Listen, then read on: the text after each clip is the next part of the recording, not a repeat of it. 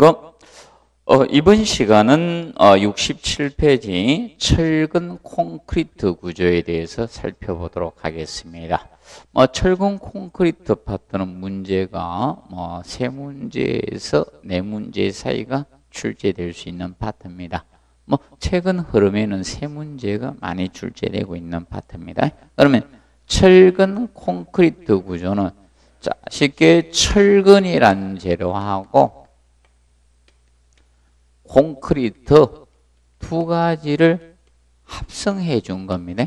두 가지 재료를 합성해서 만드는 구조가 철근 콘크리트 구조가 됩니다. 그래서 이제 철근 콘크리트 구조를 레인포스트 콘크리트, 그래서 레인포스트의 R을 따고 콘크리트 C를 따서 RC 구조라고도 합니다. RC죠.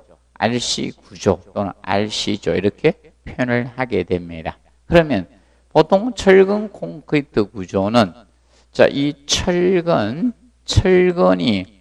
잡아당기는 힘을 부담하도록 설계하는 겁니다. 그래서 인장력은 철근이 분담하도록 하고 잡아당기는 힘은 인장력은 철근이 부담하도록 설계하고 콘크리트가 압축력, 누르는 힘을 분담하도록 설계하는 구조가 바로 철근 콘크리트 구조다. 이렇게 보시면 되겠습니다. 자, 그러면 이 개요 부분이 기본적으로 우리가 시험에 종합 문제가 나오면 거의 자주 언급이 되는 파트가 이 개요 파트라고 이렇게 보시면 되는데 최근에 자주 언급이 되고 있는 파트다 이렇게 보시면 되겠죠. 그래서 제1절 개론부분의 철골 개요 부분에서 1번 철근을 짜고 공구의 부분을 일체식으로 구성한 라멘 구조. 바로 라멘이 원래 철근 콘크리트는 의였죠. 그래서 만들어진 구조가 이 철근 콘크리트 구조가 됩니다. 그래서 인장측은 철근이 부담하고 콘크리트는 압축측을 부담하도록 설계한 게 기본 원리입니다. 그런데 3번에 철근 성립 이유 부분이 나오죠. 그래서 1번에 선팽창계수가 철근하고 선팽창계수 또는 열팽창계수라고도 합니다. 열팽창계수 이렇게 표현해 주는데 이 선팽창계수 또는 열팽창계수는 우리가 알아두셔야 할 것이 이제 보통 단위 길이에 대해서 온도가 1도씩 상승하면 원래 온도가 상승하면 늘어나겠죠. 신장이 있을 것이다. 그럼 얘가 온도 1도씩 상승하니까 원래 단위 길이보다 약간 늘어나더라. 이게 신장의 이 비밀에 이것을 원래 단위 길이에 대해서 이 신장 늘어난 비율을 나타낸 것이 바로 선팽창계수, 열팽창계수입니다. 그러면 보통 얼마나 늘어난 비율을 선팽창계수, 열팽창계수라고 하면 돼요. 그러면 반대의 개념은 수축계수라고 표현하죠. 줄어드는 비율은 수축계수고 늘어나는 비율이 팽창계수죠. 선팽창 또는 열팽창계수라고 합니다. 이게 시험에 자주 언급이 되는 겁니다. 앞전 시험에 또 언급이 됐죠. 그 전에 또 계속 언급이 됩니다. 그래서 약방에 감초가 되죠. 그래서 선팽창계수, 이런 팽창계수나 수축계수는 거의 같다는 겁니다. 거의 같다 또는 유사하다, 비슷하다, 거의 동일하다, 같은 톤이면 되는 거 많죠. 그래서 개념상 우리가 알아두시면 되겠고, 그 다음에 콘크리트는 알카리성입니다. 이 콘크리트는 보통 이제 이 시멘트의 석회 성분하고 물하고 화학 반응을 일으켜서 이 콘크리트는 수산화 칼슘 성분을 띠게 됩니다. 수산화 칼슘 성분이다. 초반에는 이 수산화 칼슘 성분이 되는데 콘크리트의 수산화 칼슘 성분입니다. 이것이 pH가 12에서 13 정도 사이가 되는 강알칼리성을 띠고 있습니다. 콘크리트는. 그러면 보통 콘크리트 pH가 11 이상 유지가 되면 철근의 부식을 방지를 할 수가 있습니다. 철근의 부식 방지를 할 수가 있습니다. 철근의 부식을 방지할 수 있는데 이것이 우리가 개념상 정리를 해 두시면 되겠습니다. 철근의 부식을 방지할 수 있다. 개념상 기억하시고, 그래서 수산화칼 알칼리성을 띠고 있습니다. 그리고 3번에 부착 강도가 비교적 좋죠. 둘이 부착이 되면 거의 떨어지지 않죠. 그래서 일체식 구조가 될 수 있었던 것이고요. 그 다음에 나중에 철근의 자구를 방지해서 콘크리트가 자구리랑은 이거죠. 자, 하중이 작용됐을 때 굴절의 현상이 생길 수 있죠. 자굴이 생길 수 있는데 콘크리트가 옆에 감싸주고 있기 때문에 자굴이 아니죠. 굴절 현상이 생기지 않는 겁니다. 그래서 자굴을 방지해 줄 수가 있는 거죠. 그래서 철근 콘크리트의 철근은 자굴이 안 생기죠. 콘크리트 때문에.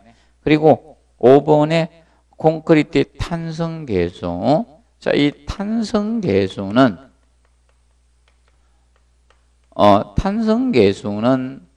보통 이걸 탄성계수라고 표현합니다. 그래서 보통 이거에 대한 제축 방향의 응력도에 대해서 직각 방향의 변형도를 나타내는 것, 이것을 탄성계수라고 합니다. 탄성계수. 그래서 탄성계수는 차이가 있다는 겁니다. 그러면 철근이 콘크리트보다 큽니다. 철근이 콘크리트보다 크다라고 보시면 됩니다. 기준 알아두시고요. 그 다음에 개념상 정리를 해 두시고요. 그 다음에 그래서 그 측면까지는 정확히 우리가 알아두시면 되겠습니다. 기본적으로 정리를 해 두시고요. 그 다음에 페이지 보시면 자 69페이지에 저기 나옵니다. 콘크리트 중성하가 나옵니다.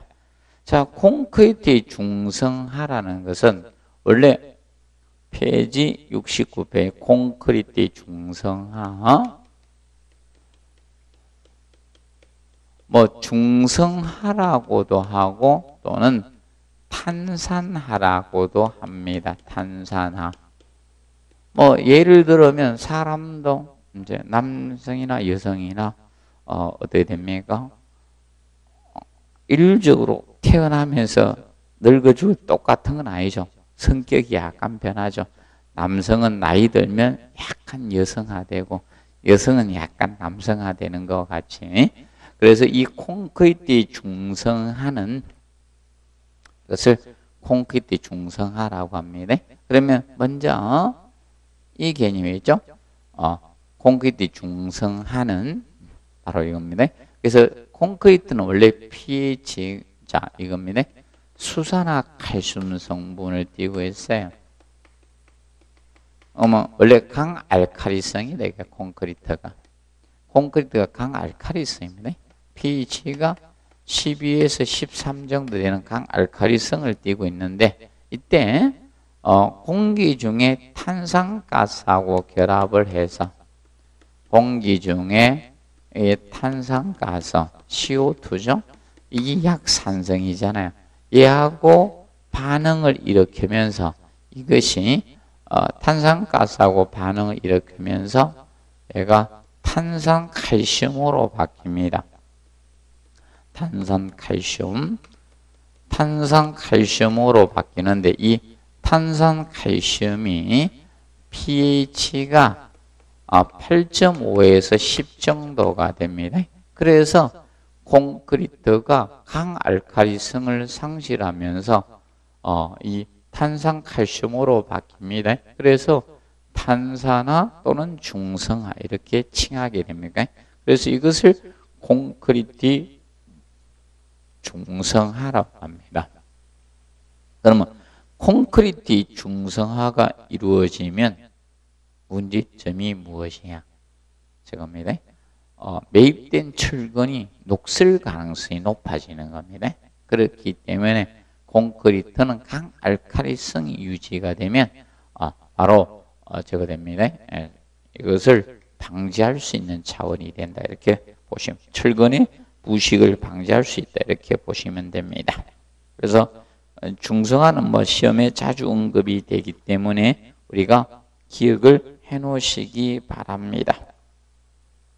자, 그리고 페이지 71페이지에 보시면 6번에 철근 콘크리트 구조의 장단점 개념이 나옵니다. 자, 뭐 철근 콘크리트 구조 장단의 장점에서 콘크리트 철근을 피복함으로써 내하 내구적이다. 자, 내하는 하재에 견딜 수 있는 것이 내하죠. 내하고 내구는 마모나 균열 이런 변형 변질 없이 오랫동안 견딜 수 있는 내구죠. 그리고 2번에 보면 내풍 바람에도 강하고 내진 지진에도 강한 구조적인 측면이 됩니다. 그런데 페이지 72페이지적인 측면에서 봤을 때 자, 우리가 거기 보시면 제가 나옵니다. 형태를 자유롭게 구성할 수 있다. 자, 이거죠. 철근 콘크리트 철근을 배건해 놓고 그 부집을 만들고 여기에다가 시멘트 모래 자갈을 배합한 콘크리트를 부어 넣어서 만들기 때문에 여러 이제 그 부집을 만들 수 있는 형상을 다 만들 수 있다는 거죠. 그것을 의미하고 그다음에 유지 관리비가 적게 들어갑니다. 철근 콘크리트가 보통 뭐 철골 구조되면 주기적으로 농막이칠을 해줘야 돼요. 한강철근 자꾸 도료칠을 해주죠. 그리고 나무 구조, 목 구조도 비용 많이 들어갑니다. 유지 관리비가. 그래서 유지 관리비가 적게 들어가는 건축물이다 이겁니다. 그리고 그 측면 알아두시고 이제 단점상 거기 1번 보면 자체 중량이 무겁습니다. 자중이 보통 자체 중량이 건물 전체 중량의 자중이 90에서 95% 정도를 차지합니다. 예를 들어서 이겁니다. 예를 들어서 이제 철근 콘크리트 건물 아파트가 있으면 아파트 자중 자체 무게가 전체의 90에서 95% 돼요. 철근 콘크리트 자체가. 그럼 여러분들 실내에 있죠? 실내에 있는 있죠? 예를 들어서 여러분들 집에 뭐 소파도 뒷났고 가구, TV 이런 거 다 지났죠. 그리고 마감재 이런 거 다 해놨잖아요. 그래봤자 그건 얼마 안 된다는 거예요. 5에서 10% 사이 빼요. 90에서 95%가 전부 자체 무게입니다. 그래서 무겁다는 겁니다. 특히 그리고 콘크리트 이제 철근 콘크리트 무게는 이 정도 됩니다. 1입방메당도 철근 콘크리트는 일반적으로 1입방메다당 2.4톤이 됩니다. 굉장히 무겁다는 겁니다. 무겁다. 자, 그리고 거기 보시면 자, 그리고 이제 습식구조. 습식구조는 우리가 이거죠. 물을 사용하는 공정을 가지고 그럼 콘크리트는 시멘트, 모래, 자갈을 배합해서 물로 반죽을 해야 되겠죠. 그래서 우리가 일반적으로 습식구조가 되죠. 그렇게 되다 보니까 공기라는 것은 길다 해놨죠. 공기는 공사 기간의 줄임말이에요. 공기는 공사 기간을 줄여서 공기라고 칭합니다. 공기. 공사 기간이 길게 됩니다. 자, 그리고 재료의 재사용이 조금 어렵죠. 그리고 그다음에 보시고 그다음에 이제 8번의 전음도가 크다. 자, 전음도는 자 이거죠. 자, 여러분들이 보시면 아파트에서 층간소음은 아래층과 위층 사이에 자 진동이 들리는 거죠. 전음도가 큰 거예요. 이건 단점이에요. 그런데 자, 여러분들 이거죠. 차음성은 크죠. 차음성이 큰 거는 이거는 장점이에요. 음을 잘 차단해요. 이거는 장점에 속하는 겁니다. 그래서 아래층 위층에서 목소리가 들리는 게 아니죠. 음은 차단은 잘합니다. 그런데 쿵 진동을 주면 그 음이 전달되죠. 전음도가 크게 됩니다. 그래서 전음도가 크기 때문에 층간소음이 발생이 되고 있는 겁니다. 그 점을 우리가 알아두시면 되겠습니다. 그 점 봐두시고, 자, 그 다음에 73페이지 보면 콘크리트에 대해서 간략히 보도록 합니다. 그러면 콘크리트란 재료는 사실 이거죠. 콘크리트라는 것은 이거죠. 자, 시멘트하고 근데 이제 시멘트가 결합제로 사용이 되는데, 그러면 시멘트하고 결합제로 사용해서 물이 필요한 거고, 그리고 골재들이 필요하겠죠. 골재. 그럼 골재는 일반적으로 모래하고 자갈을 골재라고 하는 거고, 작은 모래. 그래서 이제 모래는 작은 골재고, 그런 골재 자갈. 그리고 콘크리트는 성질 개선을 위해서 혼화 재료를 갖다가 투입을 해요. 그래서 기본적인 재료가 이렇게 되는 겁니다. 그래서 이제 시멘트가 대표적인 결합재 중에 하나죠. 이 결합재로 시멘트를 사용하는 거고, 그런데 이 시멘트가 혼자 반응을 일으킬 수는 없죠. 그래서 이때 시멘트의 석회 성분하고 물하고의 반응을 우리가 수화 반응이라고 합니다. 수화 반응 또는 수화 작용이라고 해요. 물하고의 화학 반응을 수화 반응, 수화 작용 이렇게 정합니다. 그러면 수화 반응에서 응결 경화가 발생이 되는 거예요. 응결 경화. 그러면 응결이 먼저 생기는 거예요. 겨우 형상을 갖춰도 엉키는 작용이 응결이, 엉키는 작용은 응결이고, 굳어지면서 강도가 생기는 게 경화예요. 그럼 응결이 끝나면 뒤에 경화가 생기는 거예요. 이게 굳어지면서 강도가 생기는 거예요. 굳어지면서 강도가 발생하는 것, 이것을 경화라고 표현을 합니다. 경화. 그러면 이때 수화 반응에 반응이 생기면 열이 생기겠죠. 여기 발생하는 열을 수화열이라고 표현을 하는 거예요. 이것을 수화열 이렇게 표현을 하게 됩니다. 그 점을 우리가 기억하시면 됩니다. 그래서 기본적으로 콘크리트, 그리고 이제 골재는 모래가 장골재고 굵은 골재가 자갈이죠. 얘가 장골재. 한문으로 세골재라고도 표현하는 거고, 자갈이 굵은 골재 개념이 됩니다. 그리고 혼화 재료는 다른 성질 개선상, 시공연도를 좋게 하겠다, 겨울에 잘 얼지 않게 해서 약품이나 재료를 투입하는데 이것을 혼화 재료라고 표현합니다. 그러면 혼화 재료는 기포를 생기게 하는 약품도 있을 거고 다양한 약품도 있겠죠. 그러면 재료 두 가지 개념이 있어요. 혼화재. 자, 재료 I자 제자를 쓰는 재료제자. 재료로 투입하는 개념이 있고요. 재료제자. 그리고 혼화재, 의자 제자, 약품 제자죠. 이 혼화재. 그래서 이거는 약품으로 투입을 하는 거예요. 약품으로. 그래서 이렇게 해서 이게 콘크리트의 기본적인 재료적인 측면이 됩니다. 간단히 우리가 알아두시고요. 그 측면을 보면 돼. 그리고 페이지 74페이지에서 보시면 그 시멘트의 분말도가 해놨죠. 분말도가 크면 시멘트의 가루들은 분말도가 크다는 것은 입자가 미세해진다. 크기가 작아진다는 것을 의미하고 있습니다. 좀 주의를 하시면 돼요.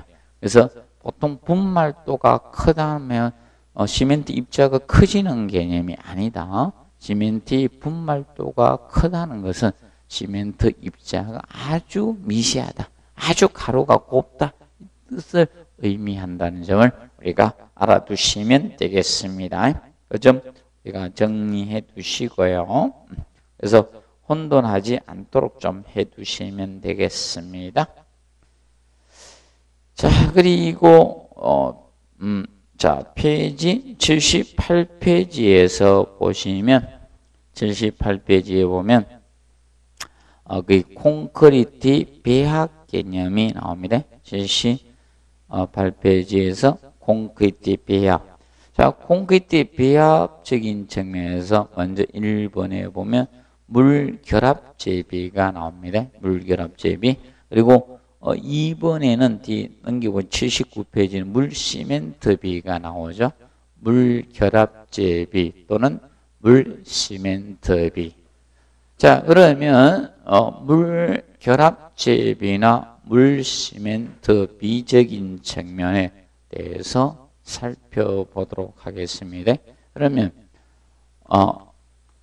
물결합제 과거에는 물시멘트비로 거의 썼습니다. 그런데 시방서 개념상은 요새는 물결합제비를 쓰는 경우가 있어요. 그래서 현재 아직도 그래도 물시멘트비라고 많이 씁니다. 교수님들 용어상.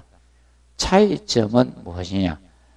최근에 콘크리트 레미콘 만들 때 시멘트만 결합제로 쓰는 게 아니라 다른 재료도 좀 첨가해서 쓰거든요. 그래서 물결합제비라는 것은 분모를 결합제의 중량, 시멘트만 들어가는 게 아니라 다른 결합제도 추가로 넣기 때문에 물결합제의 중량에 대한, 그럼 결합제의 중량에 대한 물의 중량비를 나타낸 거죠. 이것을 백분율한 것을 물결합제비 이렇게 칭하는 겁니다.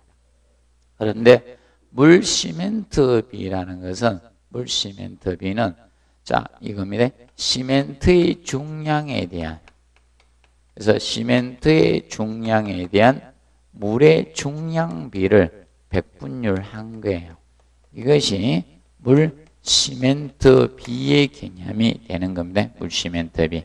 그러면 보통 물시멘트비 또는 물결합제비가 있을 때 주의할 점은 그러면 물결합제비나 물시멘트비가 증가된다, 커진다는 것은 물의 사용량이 늘어난다. 물의 사용량이 늘어난다는 것을 의미한다는 거예요. 그러면 물시멘트비, 물결합제비가 준다는 것은 물의 사용량이 준다는 것을 의미한다는 점을 여러분들이 알아두시면 되겠습니다. 그 개념상 기본적으로 알아두시고요. 그 다음에 슬럼프 시험이 나오죠. 슬럼프 시험. 자, 슬럼프 시험이라는 것은 자, 콘크리트는 사실상 이거죠. 슬럼프 테스트, 슬럼프 시험은 콘크리트는 시멘트, 모래, 자갈을 배합해서 부어넣기 때문에 콘크리트를 부어넣기 때문에 이때 이 콘크리트에 얼마나 시공이 용이하느냐 시공 연도를 측정하는 시험이 슬럼프 시험이에요. 그래서 이제 이것은 콘크리트의 시공 연도라는 것은 콘크리트의 작업의 용이성, 시공의 용이성을 나타내는 묽은 정도를 우리가 시공 연도라 해요. 시공 연도를 측정하는 시험이 바로 슬럼프 시험 개념이면 슬럼프 시험. 콘크리트의 시공 연도를 측정하는 시험을 슬럼프 시험 이렇게 칭하게 됩니다. 슬럼프 시험이 됩니다.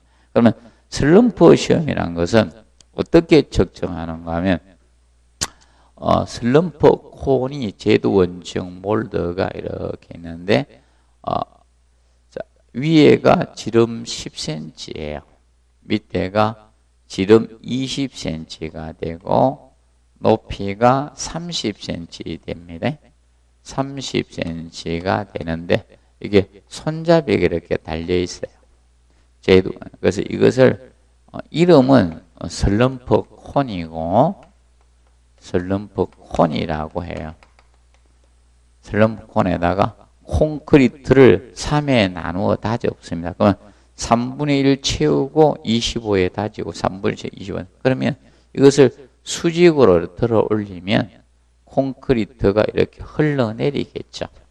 흘러내리면 얼마나 흘러내렸는가 위에서 아래로 측정하는 거예요. 여기에서 흘러내린 값을 측정합니다. 그래서 이것이 얼마만큼 내려왔네, 2cm를 우리가 슬럼프라고도 표현하고요. 또는 슬럼프 치 쓸 수가 있네. 치 또는 갑 이렇게 표현할 수 있다. 그래서 최근에 흐름은 슬럼프 이렇게 쓰는 경우가 있어요. 슬럼프 치, 슬럼프 갑 이렇게 표현할 수도 있고요. 이 값을 슬럼프 값입니다. 그러면 콘크리트의 시공 연도를 나타내는 값이 슬럼프예요. 슬럼프 치론 값이라고 하고 그걸 측정하는 시험이 슬럼프 시험이라고 표현합니다. 그러면 슬럼프 값이 커진다는 것은 묽은 비빔을 의미한다. 이렇게 보시면 되겠습니다. 그래서 그 79페이지 보시면 나오죠. 그래서 하단에 보시면 그 박스가 그건데 철근 콘크리트의 일반 슬럼프 값은 80에서 100. 그럼 최대치가 150mm다. 그러면 여기에서 밀리미터 단위죠. 그래서 철근 콘크리트의 슬럼프 값은 기본적으로 일반 철근 콘크리트는 150mm 이하가 돼야 된다 이거죠. 일반 철근 콘크리트의 슬럼프 값은 150mm 이하다 이게. 기본적으로 보통 콘크리트에서는 이걸로 나타나겠다 이겁니다. 간단히 개념상 알아두시면 되겠습니다. 그 측면을 봐두시고, 그리고 페이지 80페이지 보시면 그래서 시공연도 해가 나오죠. 시공연도라는 것은 강도 크고 내구성 콘크리트 안전한 공을 만들 수 있는 묽은 정도 해놨죠. 그럼 시공의 용이성을 나타내는 콘크리트의 묽은 정도가 바로 시공연도예요. 얼마나 콘크리트가 반죽이 묽으냐 이것을 시공연도 이렇게 표현을 하는 겁니다. 그런데 시공연도에 영향을 미치는 요인이 하나죠. 그러면 여기에서 이제 용어상 단위 수량이 나오겠죠. 단위 수량. 단위 수량이라는 것은 단위라는 것은 콘크리트의 단위를 의미하고 있는 겁니다.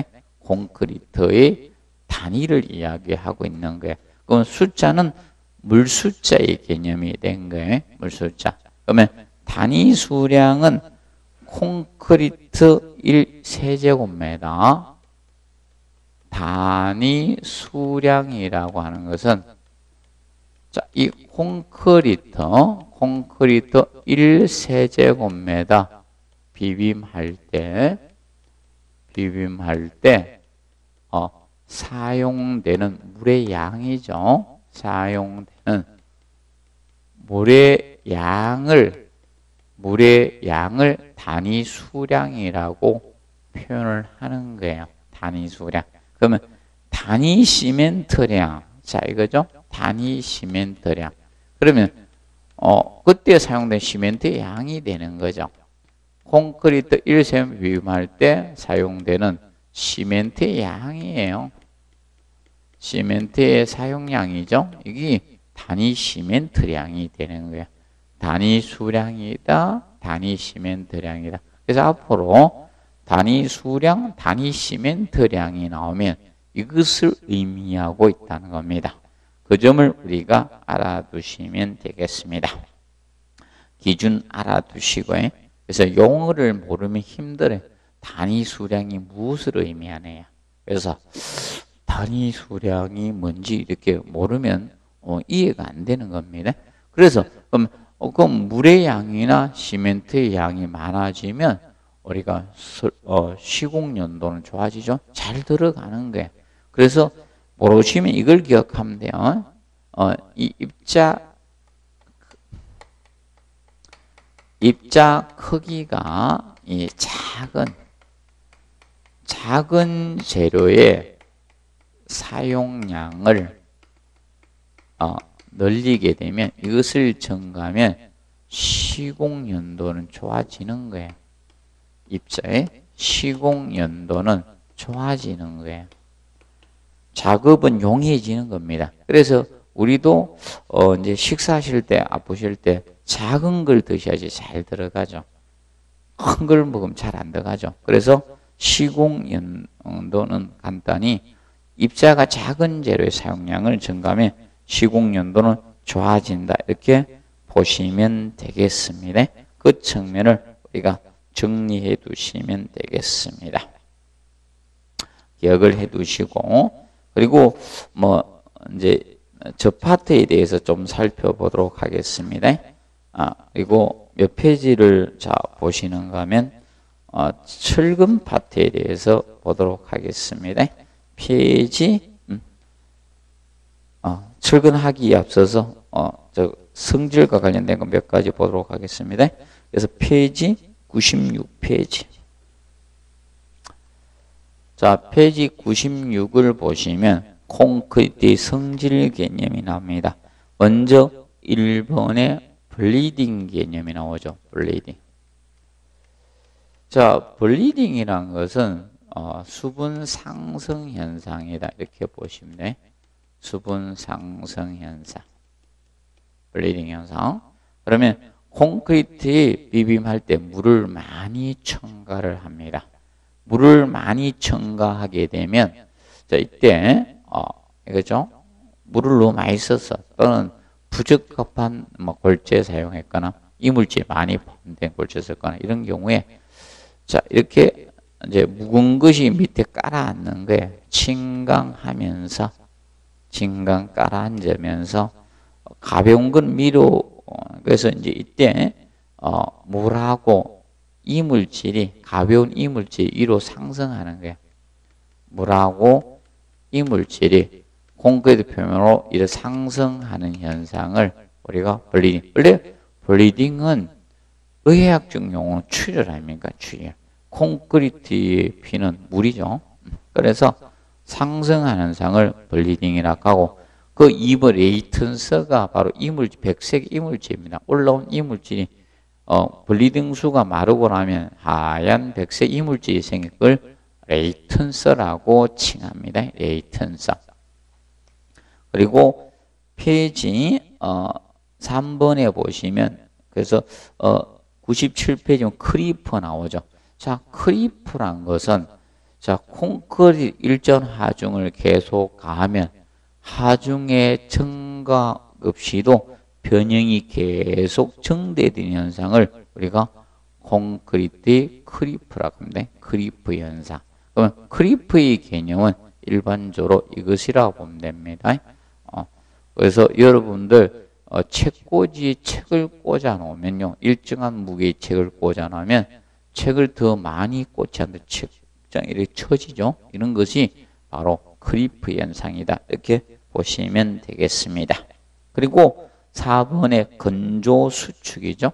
자, 건조 수축은 잉여 수분의 증발로 발생하는 현상을 건조 수축이라고 해요. 근데 콘크리트는 원래 수화 반응에 필요한 물만 넣어서 비빔하면 비빔 자체가 잘 되지 않습니다. 그래서 많은 양의 물을 넣어서 비벼서 시공연도를, 작업의 용이성을 위해서 우리가 많은 물을 넣게 됩니다. 그 잉여 수분의 증발로 이 건조 수축에서 균열이 생겨요. 그러면 여러분들이 겨울철에 입술에 이거죠, 균열을 가는 게 난방을 하니까 실내가 건조하니까 입술에서 건조 수축하면서 균열이 생기는 거죠. 입술의 균열이 바로 건조 수축 균열 개념이 됩니다. 그 측면에서 우리가 알아두시면 되겠습니다. 그리고 세부적인 것은 기본 과정에서 우리가 다루도록 하겠습니다. 이번 시간은 여기에서 마무리하도록 하겠습니다. 수고하셨습니다.